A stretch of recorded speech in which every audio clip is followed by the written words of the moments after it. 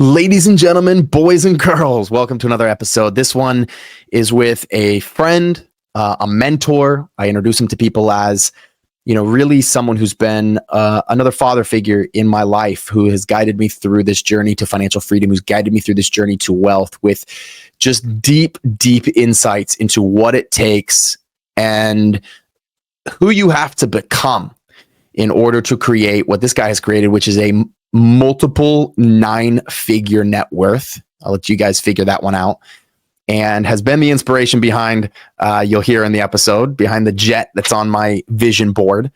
And so I just really hope we dive into the principles of building wealth. We dive into the economic future that we believe is happening and David believes is happening. And someone who also gives his insights on co-living and the shared housing model. So enjoy this episode. David Osborn is an amazing guest, and you guys will enjoy this. He's also the author of the New York Times bestseller called Wealth Can't Wait. Enjoy this episode, and let me know what you think.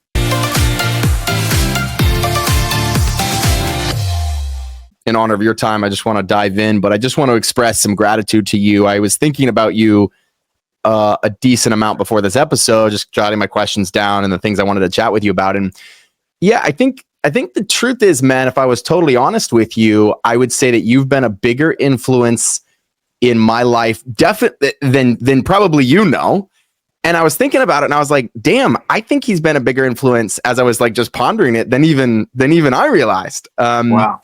I think I met you in 2013. I think we're going on 10 years. I know we haven't stayed crazily in touch, but over the last few years, but just I introduce you to other people. I'm like, this is the wealthiest guy I know personally. I don't know a lot of people that have nine-figure plus net worth.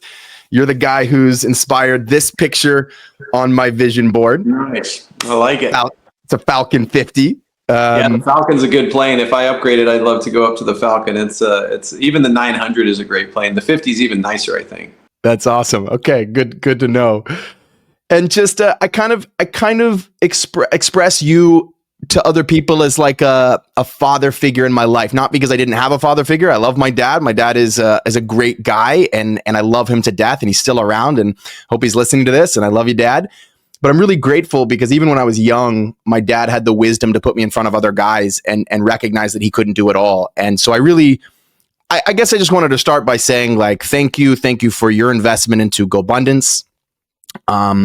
Thank you for your investment into me and to so many other people, and even from afar, even from a distance, even just following your work, and little sayings of yours will pop into my head regularly as like, what would David Osborn do?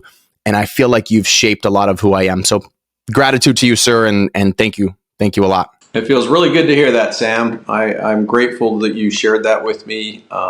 That's worth more than money or currency. And I think if you can leave a mark on the world and it's through guys like you, then what an honor that is. And I'm very grateful to hear that. And you, my friend, are a very special person. And my wife, when we talk about you, and you just have that shine, you've got that glow, that inner thing. And it was so fun to see you mountain bike down that crazy hillside in whatever country we were in. I'm trying to remember. Peru. Yeah. And just seeing you do backflips off of rocks and, just the crazy stuff you do. You just got such a joy, and I think it's important to keep that childish energy alive, and you definitely have done that. So it's been great. I haven't seen you in a while, and I've missed you, but I remember we almost bought a couple of buildings together, and I'm proud of you and proud to call you a friend, and even more proud that you would share such a kind introduction for me. There's nothing else you need to say about my success other than that. And if that was what was said at my funeral, I'd be like, yeah, that's what that has meaning for me. If people would just come in and say like that, like 10 people or 5 people or 1 person, I mean, what more is there in life than leaving an influence or a legacy of like helping people in some way? So yeah, that's cool, man. Thanks for sharing. Well, there'll be a lot more than 1, 5, or 10, I guarantee you, and I will be there. But it's funny you bring up Peru. I actually wrote that down to tell that story a little bit, and this will actually be a great segue into kind of some questions I want to ask you. But so I don't know if you dared me or if somebody dared me to ride down this mountain on a mountain bike. It was like straight down. So I go down halfway, I fall off the bike, I end up doing a bunch of somersaults, and all the guys thought it was the coolest thing, but I had like prickles, Cactus, yeah, all in my back. I busted the bike seat.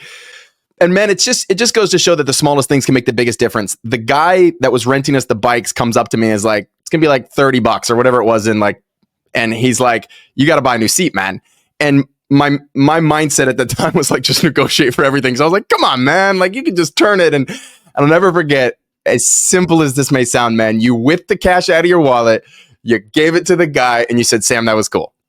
Yeah. And I was like, you didn't negotiate for the bike seat? Like you just paid the guy? Well, I understand. When I was younger, I also negotiated over a lot of stuff. And then one day I realized, I mean, I'm just paying for my time back to make it go smoothly. It was really cool what you did, man. It was so brave and so amazing. I couldn't believe you did it. Like, I don't know if we dared you. You seemed pretty, we probably said something like, I bet you won't do it, but you didn't take much to just get you to go straight down that, like, the vertical was just like that. Like, I don't even think I could, do it on skis, let alone on a mountain bike. And you just went straight down. And I have it on video, by the way. And so I was like, wow, that was epic. You are a brave human being and you are a go for it guy. And then I think also about these guys that are running these businesses in these third world countries. And yeah, I used to negotiate with everyone. And then I just realized, my God, my life is so good and I'm so blessed. Even if they're $10 more than they should be, $30 is nothing to me. It's a couple beers in Aspen, Colorado. So I've just kind of changed that mindset a little bit, and then easing the path for you. And I look at it that more like, just what can we do to smooth and ease everything out as quickly as possible now, as opposed to in the past of like making sure I got the best deal on everything, if that makes sense. Money to me more now is an energetic way of smoothing things. More than I got to maximize it. But that's probably because I've already maximized it. It's a lot easier to have this mindset now that I've already got plenty, if that makes sense. In order to maximize it, David, do you feel like achieving wealth or financial freedom? A lot of our listeners are here. They are newer. My listeners are newer in their journey. They're trying to achieve financial freedom. Does it have to be an obsession? Wasn't it obsession for you? It was probably for me. I'm trying to think hypothetically. I mean, I wanted to be rich, no question about it. I think I wanted to be financially free. I didn't want to have to answer to anyone. I think really I wanted freedom, and I equated money to freedom. So I was like, the only way I can be free is if I have a lot of money. Is that true? Well, it's definitely created more freedom for me. You're still restricted by who you are, your behaviors, your upbringing. And there's the possibility that if you went to a temple in like Tibet or something and meditated every day for the rest of your life, you would be free because of that meditation practice, if that makes sense. So I think there's other definitions of freedom. And I'm sure, I'm sure glad I have a lot of money, and I'm sure glad I made a lot of money, but it did take kind of a really intense focus for 10 to 15 years with a little bit of luck and the right community of people around me, and the right mentors and coaches and the right opportunities. And the opportunities are less important because if you just keep banging away, you'll have wins and losses. But eventually, if you're a little bit learning based, you'll learn how to win. So, but the obsession, yeah, I was very, very committed to financial freedom. When you think about, was there a moment in your journey that you made that decision to become obsessed with it? Was it, I would really love the listeners to know kind of like, how did you decide that? Did you feel like it was a decision you made? What was it about your journey that, other than what you just mentioned of like, yeah, I decided to do it? Well, it's funny. My daughter's learning math right now. She's 14 and she's like, Dad, when am I ever going to use this? And I'm like, well, I'm 56 and I'm still waiting for the need to do, calculus on something that shows up in my life. Like the milk in the fridge needs a derivative or something but I remember not liking school very much, not being that good a student. I wasn't a great athlete. I was pretty mediocre. So I wasn't finding any meaning in that. I had a very strict Green Beret father, so I definitely wanted some freedom in my life. He was great and full of honor, but he was tough. And then I worked. I went to work one day, and I just worked as hard as I could, and I found it very fulfilling to work hard, if that makes sense. Not mail it in, not half-ass it, but just I was a bagger, and I would try to be the fastest grocery bagger. And then I worked construction for a couple of years. And I remember the second year I went back, and I'm digging with a pickaxe, and I'm just going as hard as fast as I can. And the guy that's the veteran, he walks by me and goes, I see you still haven't learned. And I guess what he was saying is, you're going too hard. Does that make sense? You're trying too hard with this pickaxe. You need to pace yourself. And I didn't agree with him, but in hindsight, it all depends what your goals are. Then I was like, oh no, you're just limiting yourself. But in reality, it just depends what you want. If you just want to I mean, I've met people since then are very happy without financial success. They work Monday through Friday. They have a great barbecue. They have a lot of friends, and their work is not the purpose of their life. But for me, it always kind of was. And I found work was a place I could just exercise the best of David Osborn without kind of being limited by, can I understand calculus, or do I even like the teacher that's forced? And because I almost never had a boss, Sam, like I almost always worked, like in construction, you don't really have a boss. There is a guy that's in charge of you, but he says, go dig that ditch or do this. And that's kind of what you got to do that day. And then I started my own lawn mowing company at 17. And then really from then on, I almost have never worked for anyone else. In sales, I did outside sales. But again, in outside sales, you're kind of working for yourself. If you don't sell, you don't make any money. And so, yeah, for me, it was always a drive of like, then I became a great student. I was like, okay, so I want to make money. There's a pattern to money. There's a riddle to money. How quickly can I solve that riddle? And that's when I think that was it. It's just like getting that paycheck. I remember getting my first paycheck as a bagger. Like I got this paycheck and I'm like, oh my gosh, I was making $3.25 or $3.40 an hour. I can't quite remember. I probably worked 20 hours with like $60, but I was like, $60, $70. This is my money. So, and that was the beginning where I really equated like freedom and money. But I think even from a young age, I was like, well, I'm not going to be the greatest athlete and I'm never going to be the greatest student, but I bet I can make a bunch of money. And I think somewhere in that journey that just got reinforced and reinforced and reinforced, because you don't have to be the smartest. You don't have to be the best, most athletic. You don't have to be the best looking to make money. It's just a process like anything else. So I made that commitment and I just enjoyed the work. Yeah. Do you ever envy, kind of a personal question, but do you ever envy people who don't maybe have the complications? Like obviously you've built the wealth, you have to manage it, you have to take care of it. I know you have teams to do that now.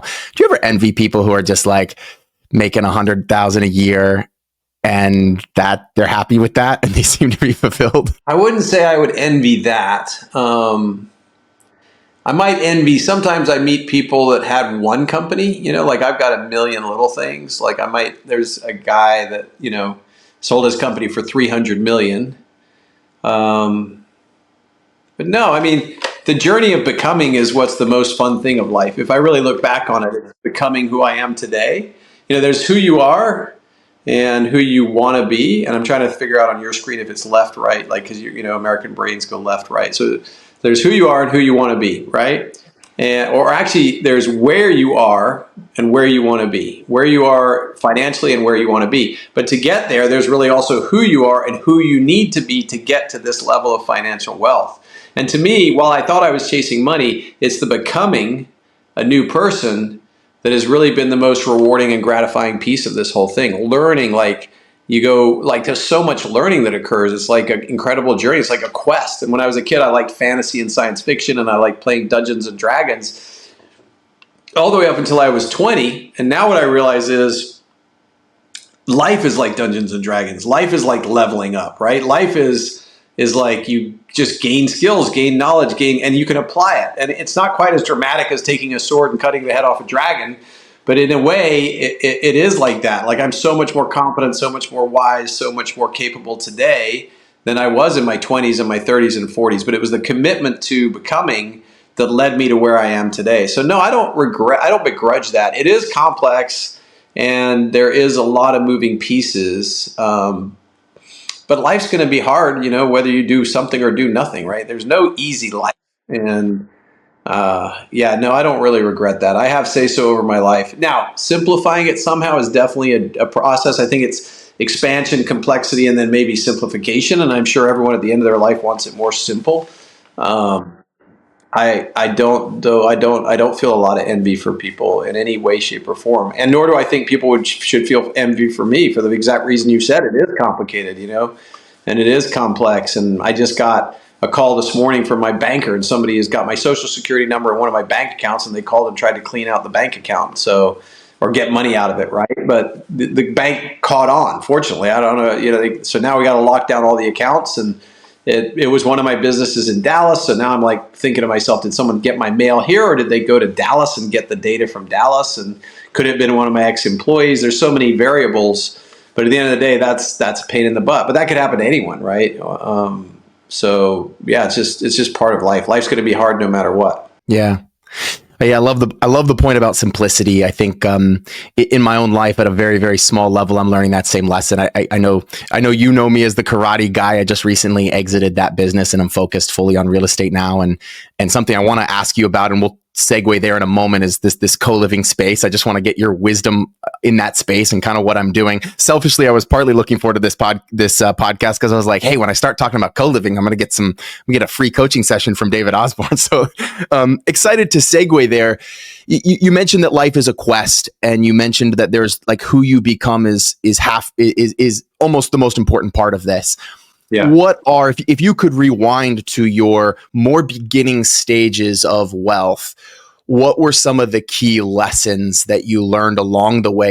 If you want to call them principles, or that you feel like other people on this journey need to learn or need to be prepared for to achieve financial freedom, to achieve wealth? Yeah, the first one I'd say is assuming that you have this inner drive, right? Because I don't know how to teach people to have the inner drive. The inner drive kind of was there for me, if that makes sense. And I'm not saying that I wasn't lazy and a procrastinator and all the flaws of a childhood.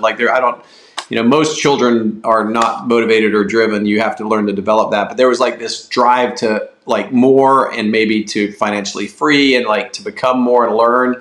So that's the piece that I don't know how to coach to people. But the most important thing is who you hang out with. If I could go back, I would just sooner and earlier start hanging out with people that either go to Tony Robbins or go to the top agent masterminds or GoBundance, or humans are very osmosis driven. We're tribally driven, and what our tribe does, we're going to do, right? So when I was younger, I probably partied a little too much, and I wasn't even that cool. I just grew up around a lot of partying, so I partied. It seems like, and even when I got into real estate, there's a lot of partying in real estate, so I would stay out all night and then go to work the next day. And none of that was that useful. Like in hindsight, I don't even know that I enjoyed it that much. It just seemed to be what everyone would do. So, and I think it's because of who I hung out with. So I choose my tribe, my group very well. I join masterminds. I join community groups. I'd get in at my church or whatever. I just get in the right group of people that are aspiring to more, because I think we learn from osmosis. The second thing I'd probably do more of is the most important stuff. I would really prioritize. Early on, I just did everything. I worked across the board as hard as I could, tried to get as much things done as I could. But further along in my journey, what I've realized is, like, out of 10 activities, really only 3 of them matter. Now, so I would really focus on those top 20% activities and nail those. I would probably hire coaches earlier. I mean, I think you need somebody to coach you and train you in your journey, or just hold you accountable to what you say you're going to do, or have a peer group. It could be as simple as a peer. Like when Pat Hyven came into my life started getting better and started moving along faster. When I hired coaches like Alan Toppy, who just passed away, and other people, they just helped me get there faster. And I think I'd buy real estate quicker and buy more of it, because I do think real estate is the best place for the everyday person to get wealthy. Wow, it's gold. Thank you. You have the opportunity through your businesses to interact with thousands of people. What are some roadblocks that you see, maybe most common roadblocks that you see getting in the way of someone, doing these things or achieving wealth? Are there things to watch out for or to be careful about? Whether it's, I've heard you mention in the past, a lot of people limit themselves through their ego, and that keeps them from, hiring coaches and getting around people that are better than them because they think they're all that. I've heard that. That's something that I've really learned from you along this journey. But I'd love for you to comment on that if you agree with that, and then any other common roadblocks that people that are beginning this journey need to look out for. Well, you got to stay humble. I mean, people get egoic, and we all have an ego, which is what we use. Like when I use my ego to go sell in a building, I'm like putting on the happy face and the how quickly can I get to the purchasing person, or if I'm trying to pick up a client. That's the ego. It's a useful tool. It's how we communicate, right? Right now, your podcast ego, and I'm my teacher ego, right? But at the end of the day, don't get lost in that. Behind that, there's just a humble being, an expression of life, a child that's trying to learn and grow. And if you get lost in your ego, or think you're too cool, or just want to look cool, like a lot of people spend a lot too much money. Early on, capital is king. Like especially if you want to do the way we did it, which is real estate. So you need that capital. You want to preserve that capital. So you don't need the flashiest car. You don't need the coolest clothes. You don't need all the toys. But more than that, even if you did have all that, I'm fine with that. If behind it you're humble and you know what you're doing. When I see people get ahead of themselves and get too cocky and too certain of themselves, they're almost always destined for a fall. Almost always they end up not getting to where they want to do because they get lost in themselves. And you got to really pay attention to that and make sure you're not around that kind of people. Like the cool crowd made sense in high school, but in business, it's not that way. No one cares. Mother Nature doesn't care how cool you are. Mother Nature cares about, God cares about the decisions you make, and the decisions you make. If you make more good ones every year than bad ones, over time, your life will be great. And if you make more bad ones every year than good ones, then in time, your life will suck. And there are people out there that can help you make better decisions. And if you pay attention and keep your mind open and your humbleness high, like if you're humble, you're going to see what's right and what's wrong and what's the good move and the bad move. And if you're too full of yourself, you can't see anyone but yourself. It's like a trap that people fall into. So I definitely agree with what you said. But secondly, the question was the biggest thing I see. I noticed this after I spoke with Bigger Pockets. I had like 40 or 50 people lining up to ask me questions. People try to get it just right. It's never going to be just right. They stop taking action because they're trying to figure out the right action. And the truth is, if you did 5 things really quickly and 4 of them were wrong, you'd still have figured out one right action. Right. And if you did nothing, because you're trying to find that one thing, but you haven't figured it out, you're just paralyzed and you haven't learned anything. And usually if you do 5 things, you're not going to get 5 wrong. You're 4 wrong. You're probably going to get 2 right and 3 wrong, or 3 right and 2 wrong. And so that acceleration, people are like, well, what's the perfect mastermind? I'm like, it doesn't matter. Just go join a mastermind and be humble and keep your brain open and see if it resonates with you. And if you're learning, and if you're not, then finish the year and then find another one. You know what I'm saying? Like if you're in a pod and the pod doesn't work out, or if you're looking for a mentor, like there's no limit to the amount of mentors you have. You could take someone successful to lunch every week for the entire year. That'd be 52 people. And then from those 52, pick the 1 or 2 you resonate. There's no like magic bullet. There's no like right, wrong answer. We get taught multiple choice in school, and if you don't get it right, you lose. But it's not like that in life. There's right-ish and wrong-ish. And so you just kind of do as much activity to get more and more of the right-ish things, the people that match for you, the activities that match for you. And then over time, you'll align yourself with what you're best at doing, and you'll be surrounded by people that can cover the other parts and help you get where you want to go. And that just takes massive action. And it took me a while to figure that one out myself. Like I was over-analysis. When I first got into real estate, I went to Howard Britton's seminar, and I got like 50 ideas. And I remember being just paralyzed because I was trying to implement all of these ideas. I didn't just know where to start. And then one of my early mentors, a guy called Mark Willis, he was like, David, instead of doing 50 things, what if you just did one thing a quarter or one thing a month?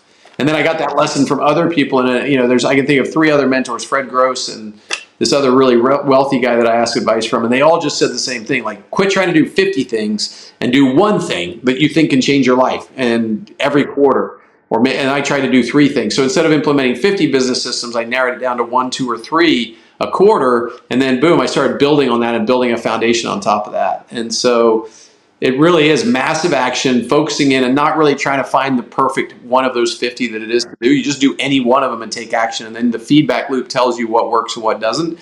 And then you rinse and repeat. So masses of action, paralysis by analysis, or just insecurity or uncertainty is what happens to people. And I think they also get worried about the money. Like we go back to that money. They're like, yeah, but that mastermind is 5K or 10K or 8K. But the truth is, if you're going to be rich anyway, one day it's not going to matter. So you better, I would spend the money. I mean, the cheapest value bang for the buck is probably Tony Robbins. Just go to a Tony Robbins event for, I don't know what it costs nowadays, $1,200 or whatever, and you'll start picking up the vibe. Now, Tony has a lot of energy, and he taught me how to not procrastinate. So that's where I kind of learned not to procrastinate. And walking on fire was cool, and breaking some boards, and I kind of learned, I got more in me than I thought I would. And then to take me to another level, I needed more like intimate mastery with like Fred Gross, which only had 20 people in it. He wrote a book called The Black Belt of the Mind, which is a really good, barely in print book. And then, my tribe, which is GoBundance. I'm in Tiger 21, which is 30K a year. I'm just looking at another one that's 50K a year. I'm in another one that's 60K a year. But back in the beginning, I didn't have that kind of money, so I just find cheaper ways to do that. And the key to all of that is it wouldn't have mattered who I went into a mastermind with, just being a mastermind. It could have been Bob Proctor. It could have been, Marianne Williamson with the Illuminati stuff. It's all just about exposing yourself to wisdom and knowledge and letting it soak into your being so that you can re-express it through your life. So beautiful. One of the principles I learned from you, yeah, thanks for sharing all of that. It resonates with me at a really high level. One of the principles I learned from you, it's kind of another little Peru story I wanted to just touch on for a moment before we kind of shift more specifically to real estate. And that was, you had brought in this guy, and for the life of me, I can see his face. I can't remember his name, but I think it was when you were starting to get into like the private equity space, and you brought him with you on Peru. He was a real kind of stoic guy, super, super, super smart. Chris. Yeah, that's exactly who it was. So Chris is there, and I'll never forget, I was standing next to you, and we were like, there was like 5 or 6 people gathered around Chris, and Chris was like talking about some very complicated concept. And I remember you tapped me on the shoulder just randomly. We're all listening to him, and you look at me and you go, "Do you have any clue what he's talking about? Because I don't."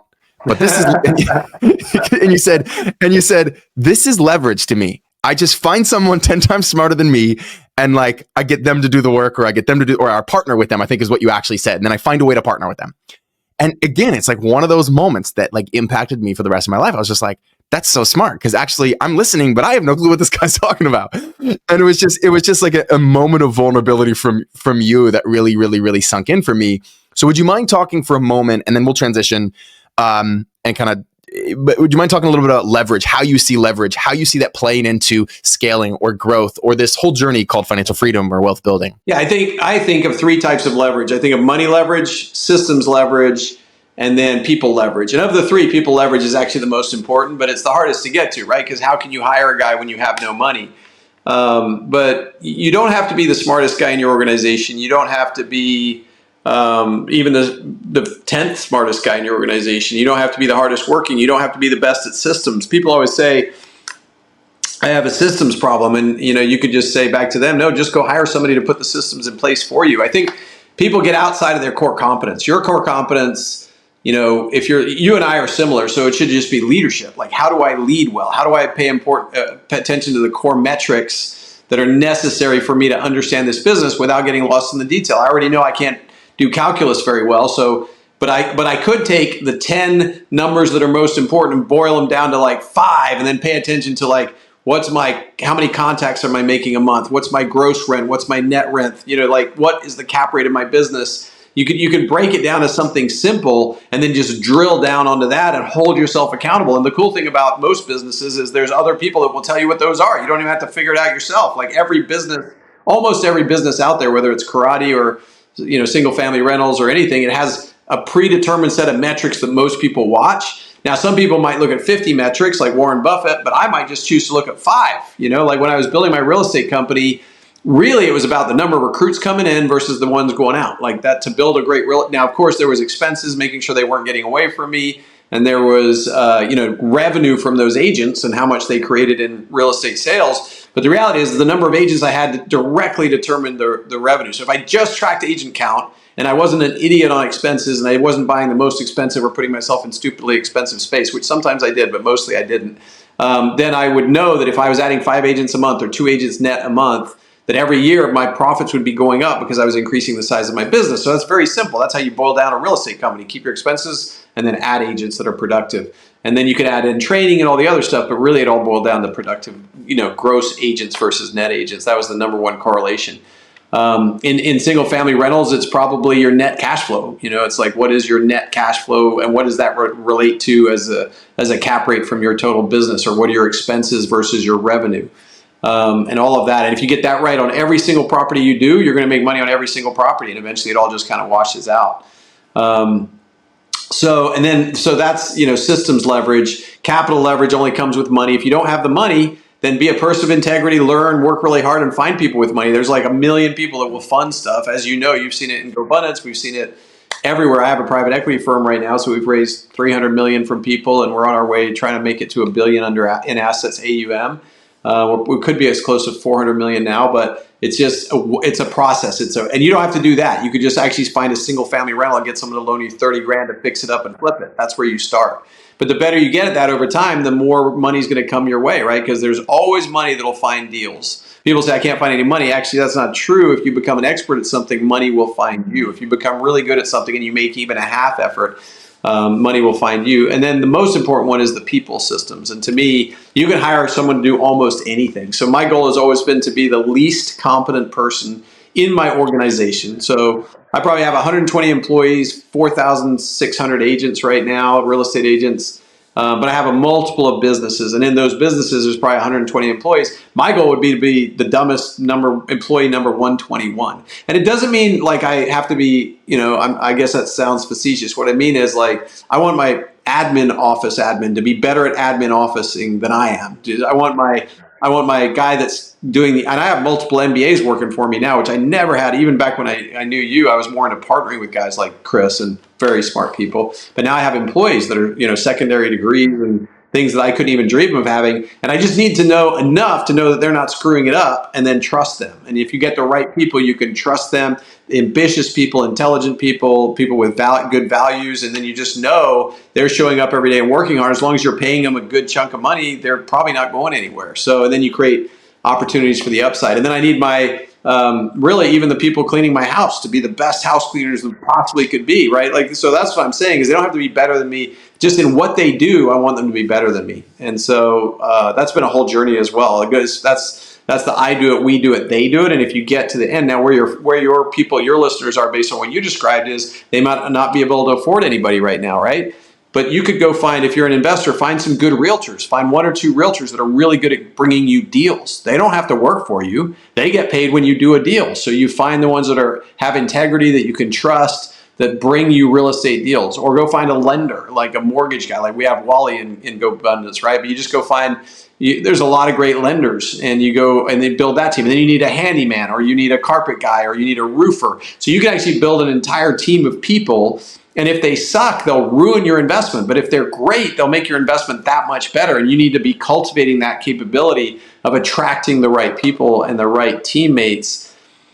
And what's cool about that is the best way to attract those people is to become a great person, right? So the more you work on yourself and develop yourself, the more you're going to attract better people into your life. Brilliant. Yeah, I love this. You mentioned, you find deals. If you find the right deals, money will find you. And I think that is a great segue into talking specifically about real estate. I mean, just a few minutes ago, you said you still believe, even today in the market, which there's people out there that are like, interest rates are too high, or homes are too expensive, or all of those things that people are saying. You still believe that real estate is the best way for the common person to achieve wealth. Did I hear that correctly? Yes, absolutely. 100%. 100%. Yeah. So I think a good segue would be just telling you something that I heard you say actually like 4 or 5 weeks ago. It was you were on one of the 7 to 8s for GoBundance. And you mentioned that when you first started buying properties, and correct me if I'm wrong on any of this, but when you first started buying properties, I believe it was somewhere in the Midwest, and you were finding these like $50,000 properties, and they were renting for $1,000 or like $900 or $1,000. Yeah. And you were just like, I'd buy as many of these as I can if I can buy them for 50 and rent them for between 800 and 1,000. Like that was 24 gross cap rate is 1,000 on a 50, and we were getting like 20 gross cap rates. You can't even find them anymore, but they worked out. They papered out. They worked out so good. It was so amazing, and I bought as many as I could. In hindsight, I could have bought more, but like if I look back on it, but it was definitely a good little win for me. So I'm all in on this shared housing, co-living, rent by the room strategy. Right. And after you said that on that episode, someone texted me, another GoBundance guy texted me and said, Sam, isn't that kind of what you're doing? What David said, isn't that what you're doing? And I kind of thought about it. And so we're able to buy, and I'll just use Charlotte, North Carolina as an example. We're able to buy a $350,000 house, and we're able to rent it by the room for $7,000. Or we're able to buy, the latest one I bought for $410,000. And it filled in 27 days, and the gross rents are $85.75 or something like that. Yeah, that's incredible. That's incredible. So this is, so exactly. That's how I'm thinking. It's part of the reason I'm all in. I'm preaching it literally as like what I believe is one of the fastest ways in real estate for someone who's not insanely sophisticated to just generate cash flow and achieve financial freedom. Because the truth is, with 3 or 4 properties, someone could generate 6, 7, 8K a month in net revenue. There are nuances to it. But I guess my question for you is, what are your thoughts? What are your thoughts on this space? Yeah. I mean, first off, it's a great question. And I want to go back to what you said earlier. Like, real estate is always the best place, in my opinion, that I know of, for the everyday person to get wealthy.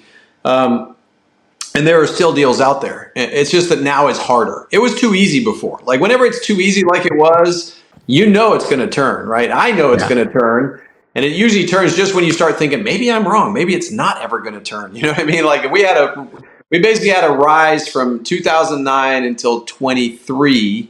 You could make an argument late 22, and really from 12 to 22. So we had a 10-year rise. That's a really good number of years, and it was getting better and better. And then just as it was about to die in 18, COVID comes along. They put all that money in the economy, and we get this extra boost. But it's still like the place, and then to comment on what you're talking about, and then to prove what I said. By the way, we buy deals. So if any of your listeners find a deal and they want to send it to us through Sam, we will look at it, and if we like it, we'll fund it. Now, don't send me a stupid deal, because if you send me a stupid deal that's not good, you'll lose credibility, right? But if you find a good deal, you send it to Sam. Sam will send it to me if he wants to, and then if it's good, like that's how easy money is to find. Like we're looking constantly for deals, so that's to prove my point on the money. And then on the other piece of what you're doing is the secret where I've made my most money is finding a niche and then exploiting that niche to the maximum. And you sound like you found a niche. Now, I imagine it's more management intensive. And I imagine there's some other nuances to it. But ultimately, if you can take the same asset and double the revenue or increase it 50%, you are manufacturing yield. And that's the goal in real estate, especially early when you're young and when money really matters. Because I have a few trophy properties now. I was never a trophy property guy. So I bought 3 lake properties in Austin on the lake, and they're never going to cash flow. And I'm just owning them because real estate, lakefront property in Austin, there's only 240 lots inside the bridge. I got 3 of them, and they go up they go up almost every year. They're actually down a little bit this year, so because it got up so high. But every one of them is just about almost doubled, not quite. 2 of them have doubled, and 1 of them's up 50%. And that's a trophy property. Well, trophy properties are for the rich. The rich guys go in and buy the Empire State Building or something where they don't really care about cash flow. They just own the trophy property. But that's because they're already rich and they're placing money and they can sustain losses. When you're up and coming, you can't sustain losses. You don't want negative cash flow. And so you want to manufacture yield. So what you're doing sounds like a brilliant way to manufacture yield. And it's not, you're not the only guy that's ever done it, by the way. And it seems to work. Like there was a guy doing it in Canada with student housing that I knew, Daniel, you remember that guy? And he was doing it in a big way and then Diego was doing it. And I think it's complicated and difficult. And I think sounds like you're doing an amazing job of exploiting that niche. And it's the perfect niche for up and comers to exploit. Because again, if I take a house that I can rent for $2,000 a month and you found a way to rent it for $3,500 a month, all the numbers get better. Everything gets better if you can make that additional revenue, if you can put up with the headaches of managing it. So I think you're definitely onto something. When I was buying those homes in south of Memphis for $50K that would rent for $800 or $1,000 or sometimes $40K or sometimes, it was during the crash. So it was like 11 and 12 and, right after the big crash, 13. I could tell the numbers just paper out. You're never going to lose because the only way you lose in real estate really is if you're forced to sell. Because in 100 years, every bit of real estate, except in declining markets, there are some exceptions. But like the majority, 90% of the real estate in the United States will be worth more in 50 years than it is today, or in 30 years than it is today. It'll probably double. Every 30 years, it should double at least every 30 years. So and the only way you're forced to sell is if you have negative cash flow. So if you can keep positive cash flow, you can hold it forever. Well, you found a way to hack the system and have higher yield, and so higher positive cash flow. And I think it's amazing, actually, Sam. I think you should... again, I don't know. I haven't peered under the hood of your business, so I don't know all the little bit. There's always like key data in these niches, but ultimately, I think it sounds really smart. And if I were younger and had more energy and felt like collecting rents from every bedroom, I would be all in for something like that. But the niche that I exploited in Memphis was also another one that I exploited in. With high-end Airbnbs, which we got into another beachfront community where we were building 6-bedroom homes for $1.5 million. And the day we finished them, they were $2 million, but then they ended up being worth $3.2 million because of COVID, right? And again, I think what happened in COVID is they put so much money in the economy that they brought the next 5 years of appreciation forward. So we're working our way through that, which is why I don't think 24 is necessarily going to be better than 23. I think we're going to bounce along this bottom. I think, we've had the down a little bit. We're going to bounce along the bottom. Again, I'm not an expert or an economist. I'm just going by intuition and instinct. But ultimately, in 2 or 3 years, we'll have worked through that. And so we built those Airbnbs. It was the same thing. It was exploiting a niche. And now we're trying to exploit the build to rent niche. So we're actually building communities from the ground up with 200 homes that we're building, and they'll be worth 350 the day we finish them, and we're owning them for 310, but we're renting them all out. We're turning them into rentals. So we've got a margin of safety because we've got built-in equity. And then, we're renting them out and hoping the rates will eventually come down like almost everyone. So yeah, you got to find an exploited niche, and you have to get really, really good at that niche. And you should double, triple down on the niches that work, which is how I've made most of my money, which I doubled down on the real estate brokerages. I doubled down on those single family rentals, and I doubled down on those build to rent Airbnbs, and they've gone now. They're not there anymore, those Airbnbs. The market's moved and it's shifted, and that's okay. But I think the renting by the bedroom will probably be around for a long time, and I would double, triple down. And by the way, one of the ways I've wasted time and money is by diversifying into too much stuff. The reality is when you're up and coming, you should put all your eggs in one basket and watch that basket very, very closely until you achieve escape velocity, meaning you have more money than you need. One of the ways who's our friend? Think and Grow Rich. What's his name? Napoleon Hill. He's one of my favorites too, but actually, no, Kiyosaki. Kiyosaki, yeah. What Kiyosaki says is when your passive income earns passive income, then you're really financially free. So you want to keep doubling down on your strategy until you've reached escape velocity. And then when you reach escape velocity, you can be stupid with your money like I was from 2013 till about 2020. And I put money in a lot of different investments that actually will all net probably do exactly the same as if I just kept doubling down, and I'd have more control and more clarity because I put money in like 50 different investments, like 20 million bucks. And now I've got, some are going well, some aren't, but it's just like this whole mess of stuff that I invested in. We go back to that simplicity idea. It would have been simpler just to buy single family or multifamily and be in control of it. But now I'm sometimes waiting for K1s, or a company just kind of goes dark on me. And, and other ones are doing great. They're going like 2, 3, 4, 5x, but it's a pain in the patootie. And if I could go back and do that again, I'd, just double down on your niche. And that's where I've made most of my money in life. Those trophy properties, do you Airbnb them or do you just hold them? I Airbnb them, but they don't cover the cost. Got it. So let me ask a lot of people use them too. I'm kind of like use them for charity and stuff like that. Oh, that's cool. Yeah, I could use some charity. So anytime you want to let me use it, well, you come to Austin, I'll have a place. You and your beautiful wife are always welcome. Oh, thank you. I think she might be listening, and she just said in the background. Tracy and I have definitely not gotten to spend enough time with you two guys, and we were very sad that we didn't make it to your wedding. Actually, I kind of regret that. It would have been very difficult, but I probably could have swung it. But I'm just happy that you're happily married. Thank you. I definitely am. I'm very blessed in that category.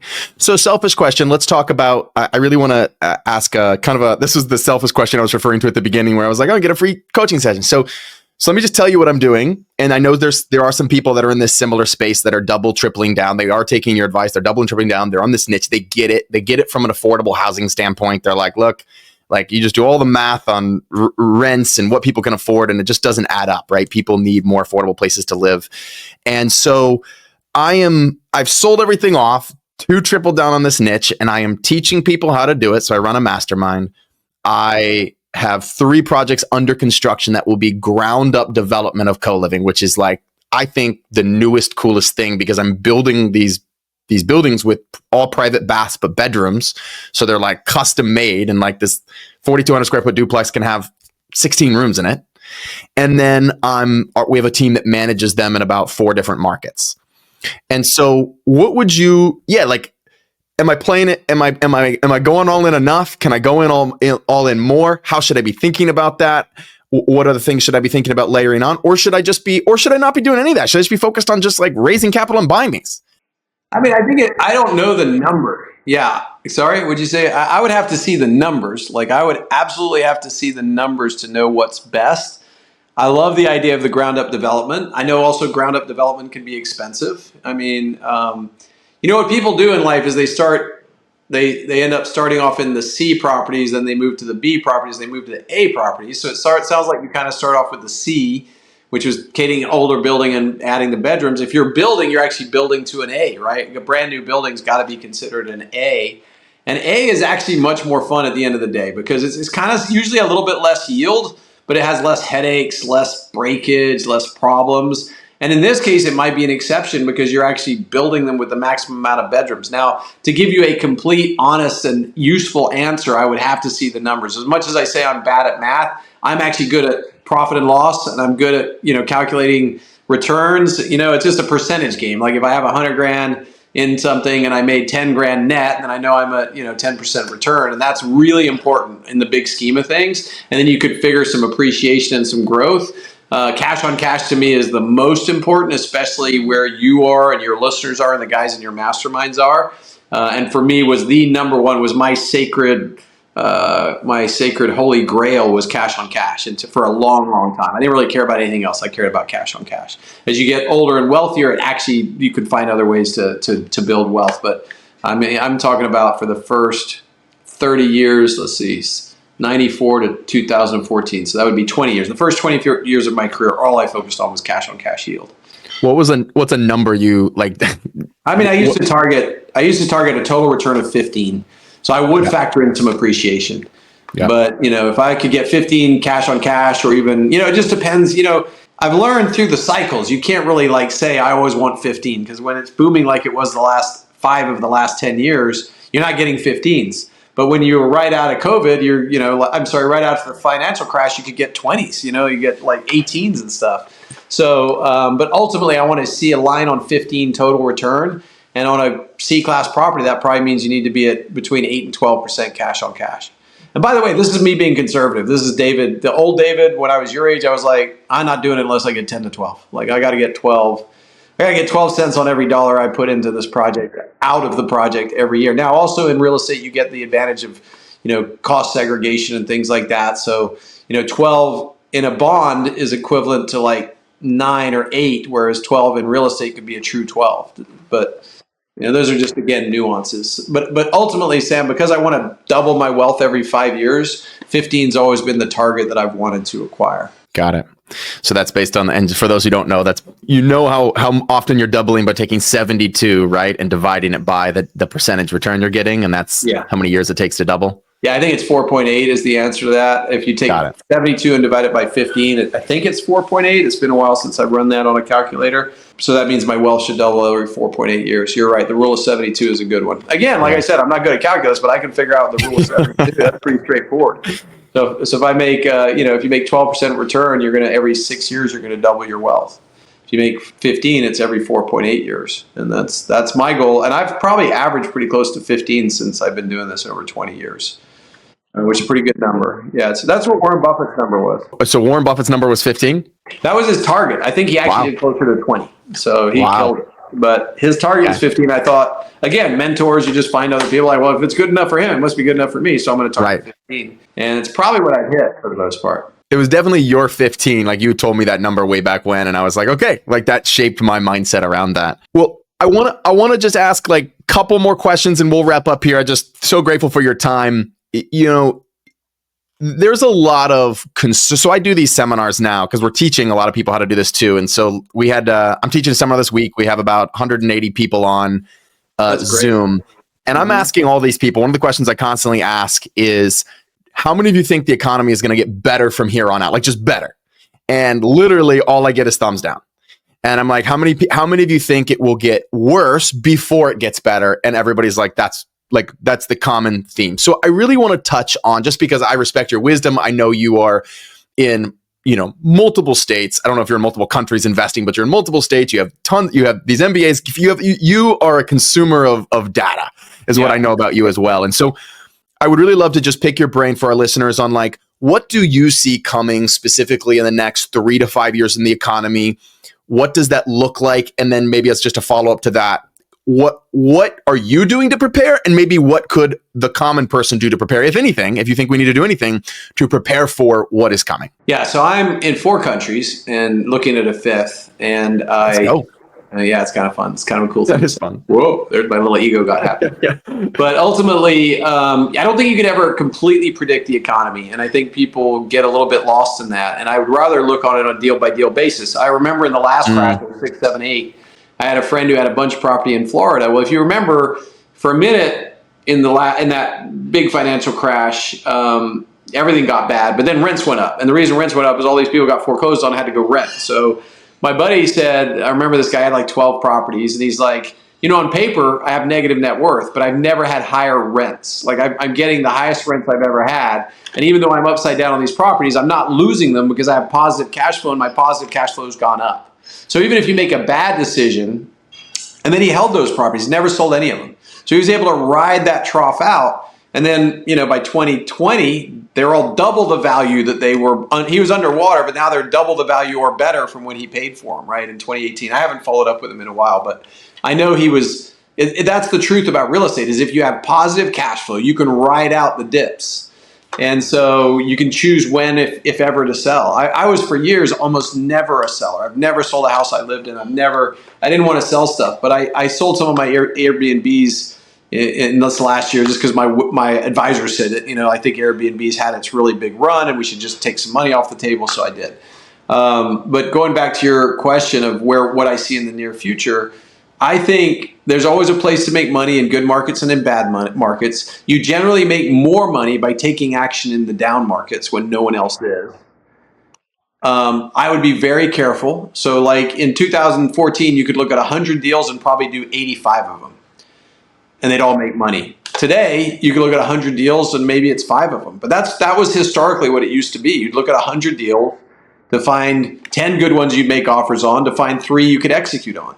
So people forget that because they've been in these boom times. So I would still be looking, I'd still be hunting, and you want to develop the ability to function in every market. So there's never a time when the doors are closed to real estate. There are just a time when it's like red flag, be very careful, yellow flag, be somewhat careful, green, go, go, go. And I think right now we're like orange, we're yellow, red. I think the worst has hit us, and we're probably going to bounce along the bottom for a while, because usually in crashes, it comes down hard and then it just bounces along the bottom, or like I'm trying to left or right there. But and I think we're in that bounce along the bottom period. But again, I don't have a crystal ball. I've never had a crystal ball.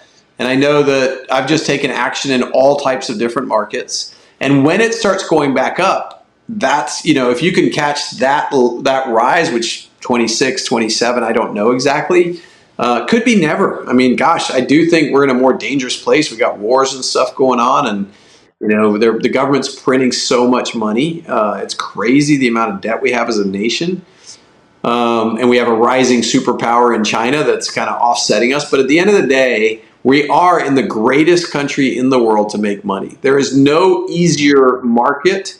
There's no better place. There's no more. We have rules. We have the rule of law. For all our flaws in this country, this is by far the best place in the world to make money, and by far the safest place, and by far the place where a scrappy person can still get ahead. So I think in terms of predicting the future, I think it's not probably better in 24, but I don't know that it's that much worse. And you need to be sharpening your own saw and sharpening your own swords and developing your own skills. And the way you're going to do that is ultimately by taking action. So, yeah. I mean, that's not a good answer, but I don't really have a crystal ball, so I can't tell. I think it's a great answer. And I think maybe what comes up for me is like, wow, if that's been your mindset, like that's allowed you to take action through all the cycles you've invested through. Right. Whereas everybody else is maybe trying to time the market, right? Like, well, I'll stop buying, or I will buy, or now I'll kick back into. And I feel like I feel like your encouragement is get stronger. Real estate's still the best place, and continue to look at deals. And maybe you have to look at more of them. You have to work harder. Yeah. A great investor once said, he might have even been president once, but a great investor once said, winners buy in the bottom half and they sell in the top half of the clock. So they buy between 3 and 9, and they sell between 9 and 3. He said losers try to buy at 6 and sell at midnight, so they never take any action. So if you're trying to get the bottom or the top of a market, you'll never take action. You want to be buying when it's down and selling when it's up. And right now, I think it's down. Well, David, that's a full circle moment, because earlier one of your biggest pieces of advice was you don't have to get it right. These are my words, but it's basically what you said so eloquently, which is you don't have to get it right. You just got to get it going. Like that will hold you back from success. So, amen. Man, that's so brilliant. What kind of income or net worth do I have to have before I can buy a plane in your recommendation? Well, a plane is what Warren Buffett called the indefensible. So there's never a good reason, and you're never going to justify having a private plane. My original goal was to have 10 million a year in net profit income, but I never made that before I bought the first plane. But I think you have to be able to, if you bought a King Air or something, which is a twin prop, you have to be willing to burn $500,000 a year and not care about it. If you're going to get a jet, you have to be willing to burn $750,000 a year, not care about it. And if you want a bigger jet, it's going to be, you're going to be talking about just burn $1 million a year. So if you could, that's really what I think you should do. I think you should say to yourself, am I willing to burn $500,000 a year? If the answer is yes, just money gone, right? Burning it, right? Take it, light it on fire and all that beautiful jet fuel. And that's and then for me with the jet, it's probably, $750. I have brought in a partner in it now. So I didn't used to have a partner. He's great and amazing human, and probably knock me down to like 500, but you have to be prepared because in a bad year, you have a big repair. It's just it just eats up money. And so I got it for quality of life. I got it because one of my mentors had one. And I flew the other day, Southwest Airlines, with my kids in the back of the plane, and it was just fine. I flew to Bigger Pockets and spoke, and it's the first time I've made money in quite a while doing a speech, because normally I burn all the profits from the speech in my jet. But it's really convenient, and what I love about it is the convenience. Yeah. But once you're on the plane, it's exactly the same. You're just sitting in a seat reading a book or whatever. Right. But it's all the other stuff you go through.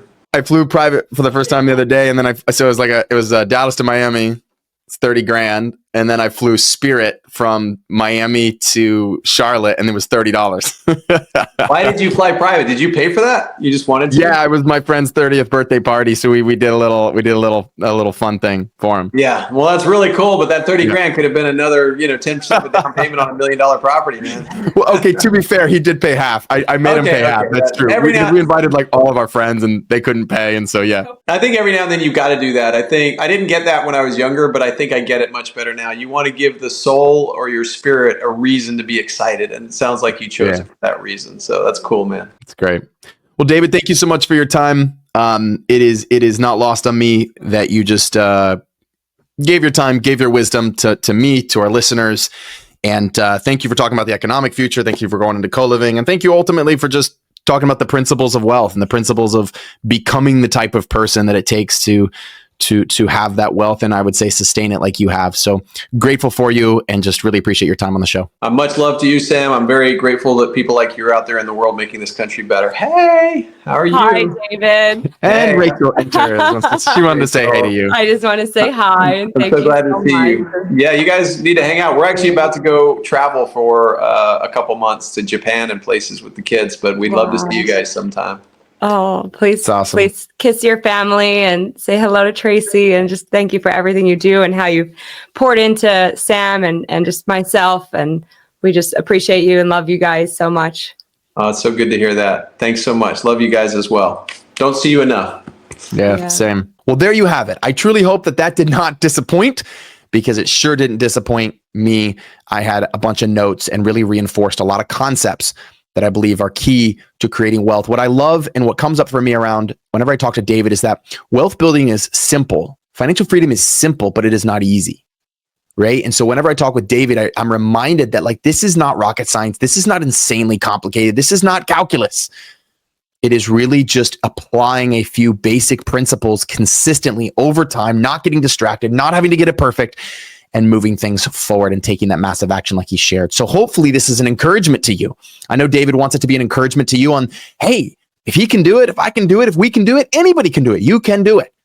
Don't overthink it. Take action. Share this episode with someone that would benefit. See you on the next episode. I love you.